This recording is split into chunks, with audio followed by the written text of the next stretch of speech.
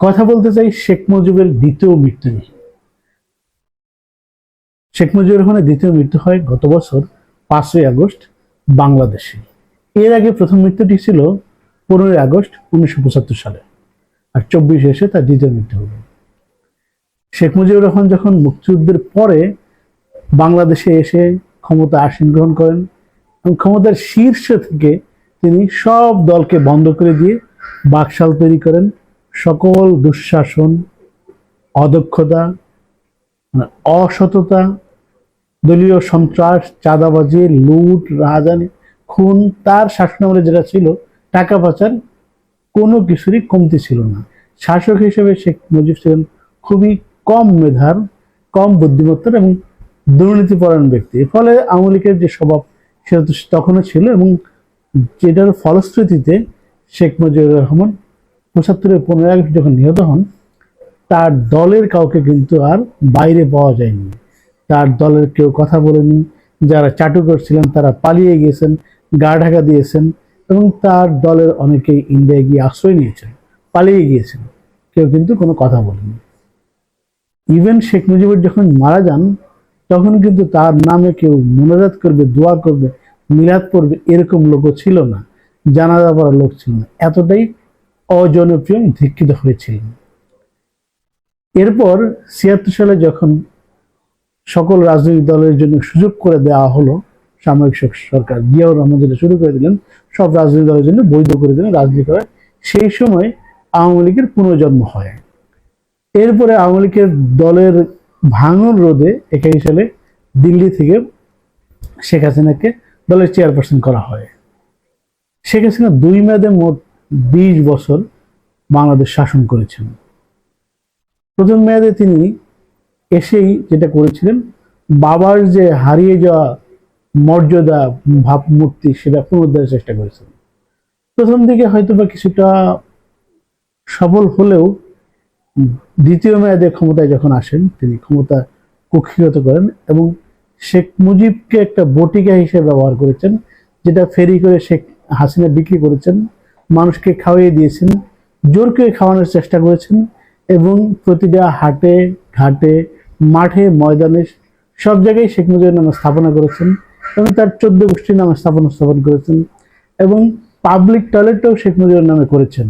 সব জায়গায় মুজিব গ্রন্থাগার করেছেন। মানে মুজিবকে বন্দনা করতে গিয়ে এটা একটা দুর্নীতির, এই নামটার উপর দুর্নীতির জন্য নোবেল পেতে পারে, বা মানে গ্রিনস বুকের স্থান পাবে, যে একটা নামের উপর কিভাবে দুর্নীতি হয়, কিভাবে চুরি হয়, কিভাবে স্বজনপ্রীতি হয়, কিভাবে দুষ্কর্ম হয়, কিভাবে দুঃশাসন হয়, সেটা শেখ হাসিনা দেখিয়ে দিয়েছেন।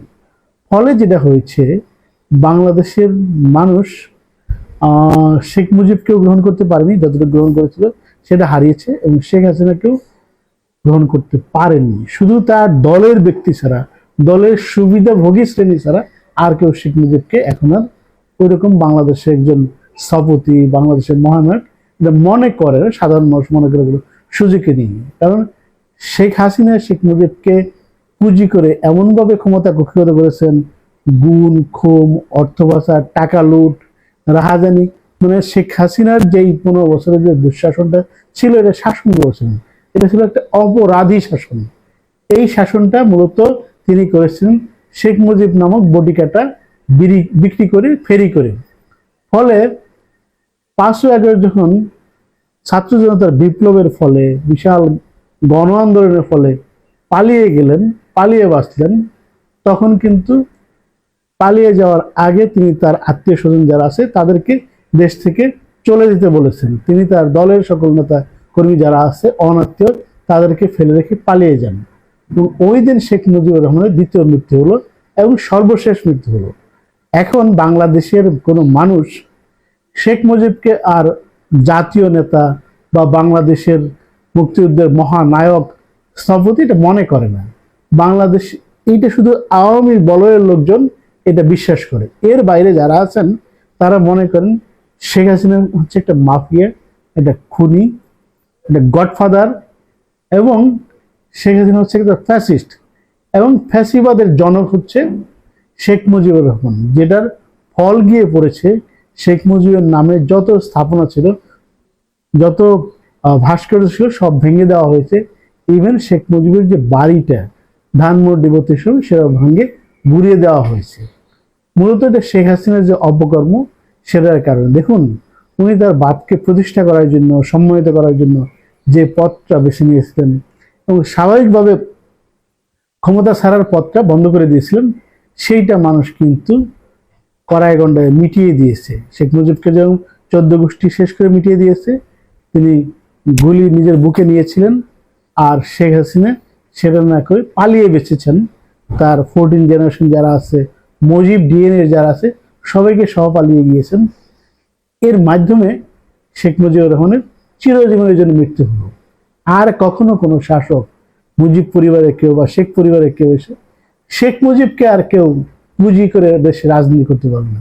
কারণ বাংলাদেশের মানুষ শেখ মুজিবকে একটা ফ্যাসিবাদের জনক হিসাবে চিহ্নিত করেছেন। কারণ মানুষ ওই সময় ওরকম মিডিয়া ছিল না, ওরকম ছবি নাই, নিউজ নাই, মুখে শুনে শুনে তাকে ফ্যাসিবাদের হিসাবে চিহ্নিত করা হতো বা অনেকে সম্মান করতেন তাকে, শেখ মুজিবকে।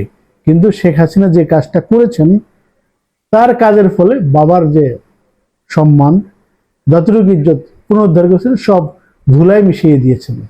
এবং এই দেশে শেখ মুজিবরা আর প্রতিষ্ঠা হবে না। এটা গন case, Awami League is gone case.